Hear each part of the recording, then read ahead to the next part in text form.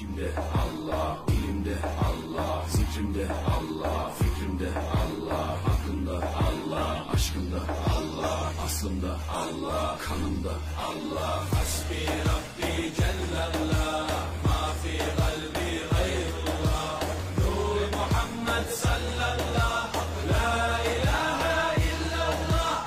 Hasbi Rabbi Cellallah, ma fi kalbi gayrullah, Nur Muhammed sallallahu, la ilahe illallah.